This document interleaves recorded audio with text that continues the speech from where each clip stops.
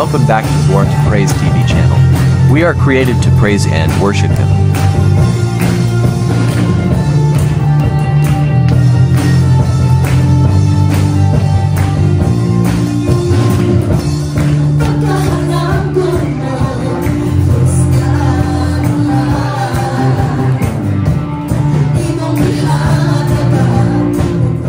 Nagingon ang pulong sa Ginoo diya sa Philippians chapter 3 verse 12. Pilipos chapter 3 verse 12. Wala ako magpasabot nga nakabot ko kini o hingpit na ako. Nagpadayon ako sa pagpaningkamot sa pagkabot ini kay ako iya naman ni Kristo Jesus. Mao na siya ang pulong magiingon ni Paul. Ato nakita nga bisan ang tanan daghan kay nabuhat si Paul sa iyang missionary journey, first journey, second journey, third journey, hangtod siyang pagsulat ani na siya sa sulod sa bilangguan. Apa nagpadayon siya sa pagbuhat sa walay ukon-ukon ug makaingon ka nga perfect na ang life ni Paul. Apan si Paul nag-ingon, wala nagpasabot kini nga hingpit na ako. Nagpadayon ako sa pagpaningkamot sa pagkabot ini kay ako iya naman ni Kristo Jesus. Unsa man atong ikabot di ay? Ngano nagpadayon matag pangalagad sa Ginoo? Unsa man di ay ang atong mga gusto nga kabuton? Unsa atong damgo sa atong goal sa atong pagkinabuhi? Ang pinaka-goal nato nga makauban nato si Kristo. Maura gyud na.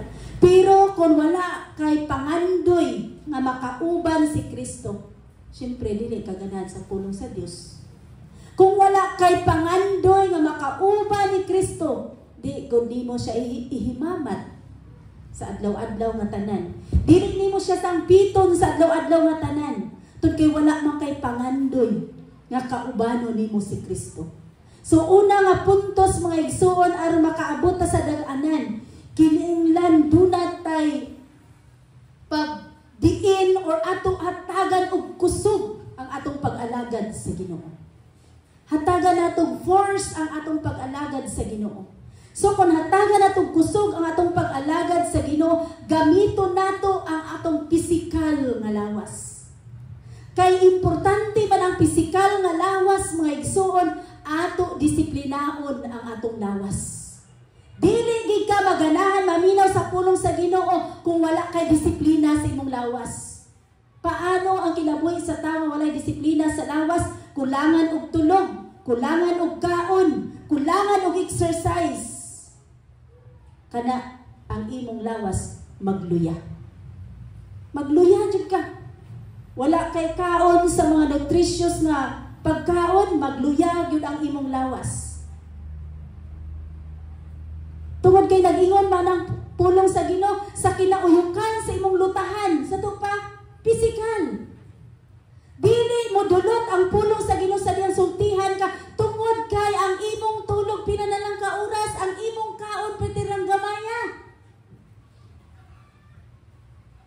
Dili lang kay sa trabaho, dili lang kay eskwela imo nagigugol nimo ang imong lawas, kun dili usab sa gadget. Mo na nga bisan nagtrabaho ka, nag-eskwela ka, or unsa imong gibuhat, kung wala nimo gihatag importansya ang pagdisiplina sa imong kaugalingon, mahimong useless atong pag-alagad sa Ginoo. Tungod kay si Lord dili ka makatago niya, makit-an ka niya. Even though nag-play ka sa gitar, apan si Lord makaingon nimo, wala ko nahimuot nimo, tungod kay wala nimo gihatag ang pagtagad. Ang pulo nga kanunay na akong gisulti, tungod kay nakabasa ko sa imong una o kasing-kasing.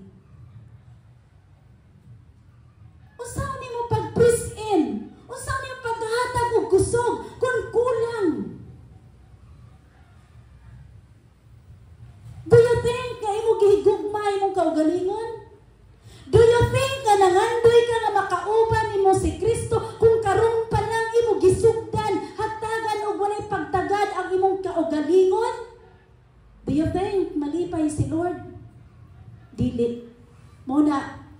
pag-abot sa 2025, I hope and pray nga makabalo ka mo disiplina sa imong kaugalingon. Maayo ang pagtrabaho, maayo ang pag-eskwela, maayo ang tanan kung kana imohan ayon ang imong pagkinabuhi. Walay problema kung sa gabi magmata ka, basta sa adlaw matulog ka. Walay problema kung sa gabi nagtrabaho ka, kung hatagan nimo maayo nga rotate ang imong pagkaon o pagtulog o ang pag-meditate sa pulong sa Ginoo. Pero kung wala na nimo gihatagan pagtagad, unsaon nimo pag-adto sa finishing line? Unsaon nimo pagkabot sa imuhang gusto nga makauban nato si Kristo? Kitang tanan mao nang niya kita karon. Tun kay ang atong gi-desire buhi man o patay si Kristo. Ayaw hatagi higayon nga dili nato mahimaya si Kristo. Ingon si Paul, buhi man ako o patay, magkinabuhi ko diha ni Kristo. Sa Philippians chapter 1 verse 21. Nigsuon. So kung dili nato una, kini discipline ra gyud ni ang pinaka-importante. Discipline ra gyud mo nang usahay. Sa panahon sa atong mga gatherings, wala tay gana. Why? Ang atong una-una nga focus sa physical. Bisan doon na tay mga prayer meeting, bisan doon na tay mga camp, bisan na tay mga discipleship, wala tay gana. Why? Tungod kay nakafocus ta paglantaw sa atong physical nga lawas. Kapoy ko, problematic kaayo ko, na ako'y gibantayan. Dili ta mag-abot sa physical ra nga lawas, asa ta mag-abot sa dihang mga matay na tangtanan nga naa si Kristo makauban nato. Ngigsuon. So dili nato buhaton kay nag-ihap man tag tuig. Ya akong edad karon mo 49 na. So ang edad sa tawo gutob ra sa 70 kuan na ka, sakit na daga ng mga gibati nga sakit. So ako na imagine kung nagsakit na imong tuhod, di nakakanaog sa hagdan. Di nakakaadto sa church. Kung magsakit na, bungol na ka, di nakakadug sa pulong sa Ginoo. Tun kay sa diyang magkagulang ka, magkalisod ang imong physical nga lawas. Pero ang imong spirit active. Yaasa ang isave ni Lord? Ang lawas or ang spirit? Ang spirit. Mo na nga samtang batanon pa ikaw sa Ecclesiastes, remember your Creator. Hinumdumi siya. Hinumdumi siya bisag asa ka. Hatagi ug kusog ang imong pagserbisyo sa Ginoo. Hatagi kusog. Kinahanglan kusgan ta pag announce, natay ana dapat hallelujah, Lord help me. Nga maka-join ko ana. Maka-join ko ana. Igsuon. Pila ba ka ninyo during magabi o morning mga igsuon na mag-meditate sa pulong sa Ginoo? Amen. Dili kita makaimin to kay nakitaan ta ni Lord. Di ba igo ra ta mo ampo, dili na ta mo basa sa pulong sa Ginoo. Kung naa ka sa Bible school, siyempre, mag-force ka. Kung kailangan ka sa Bible school. Pero kung wala ka sa Bible school, nagdali ta sa ato unang kwaon, nakita yung unang kwaon, dahil ba cellphone. Problema kayo kung mauna ato i-grab, una dayon. O kitang tanan. Pagmata, anak dahin ta. Urasi na imong paggamit sa cellphone o urasi po na imong pagbasa sa pulong sa Ginoo o pag-ampo para makabalo ka kung na-disiplina ba ni mo imong kaugalingon o wala. May igsuon. Hataga na itong kusog Tungod kay anong hatagan na kusog. Tun kay gidawat man ako si Jesus Christ, di ba? Gidawat na to si Jesus Christ. Tun kay siya ang gasa na to. Gigasa siya sa amahan. So ato siya gi-receive. Sa to kinabuhi. Sa diyang i-receive na to si Jesus Christ, ato di ay baliwala. Sa to pa i-cultivate na to itong kaugalingon. Aron ta mo mature. I-cultivate na to atong pagsalig niya to kay siya atong Savior. Ato i-cultivate ang pagdangop niya to kay wala tay mahimo kung wala siya. Siya ang tag-iya sa tanan ang iyang gihatag nato. Tun kay siya naghatag nato kusog. Pero wala nato na cultivate tungod kay doon na tay kakulangan. Tun kay ang atong focus doon na ara sa mga butang atong makita. Naaras sa mga butang atong makita ang atong focus. O magkaguliyang dayon ang atong una-una kung wala na tay kwarta, wala na tay bugas, kung paglantaw na to sa atong budget, kulang na, magkaguliyang dayon ang atong una-una. Siyempre, dili na to mapakita to kay maulaw, buta kay anak naman ta sa Ginoo. Pero sunod sa atong una-una, nagkagubot na. Wala na tay gana. May mga tuno sa atong mga pulong, sa atong mga anak, dili na mao. Ug atong mga anak pod nga walay pagtagad sa pulong sa Ginoo, dili na pod mao ang response.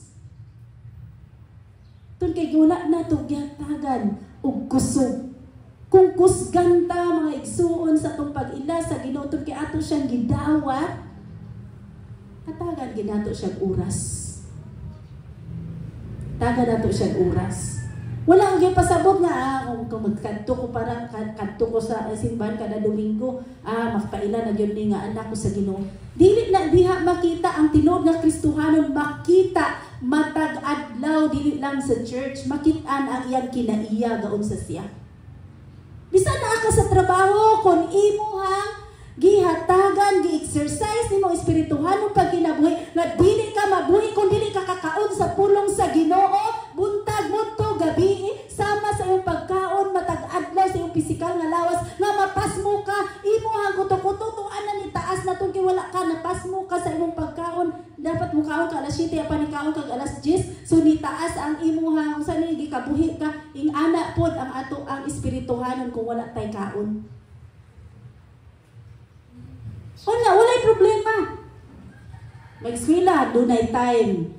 Sige, kinahanglan jud ka na ipulong ako. Sakit kaya kung kasing-kasing atong nag-play ta ha. Nga wala ta ka-memorize sa mga pulong sa Ginoo. So how come? Tung kaining kinabuhi nato, bisag aning 2025 wala ka kabalo sa may tabo sa imong kinabuhi. Wala ka kabalo kung naay mamatay sa imong pamilya. Wala ka kabalo kung unsa ang dangatan sa imong pamilya sa 2025 because only the Lord knows. Pero gusto sa Ginoo nga maandam ang atong kasing-kasing. Gusto sa Ginoo nga makabaton tag kaisog kung kay gidawat nato siya sa atong kinabuhi nga siya labaw sa tanan sa atong kinabuhi. So kung labaw siya sa tanan, ato i-take ang iyang gusto. Dili ang ato ang gusto. Unahon nato ang gusto ni Lord. Thanks for watching. Please don't forget to subscribe, like, and share.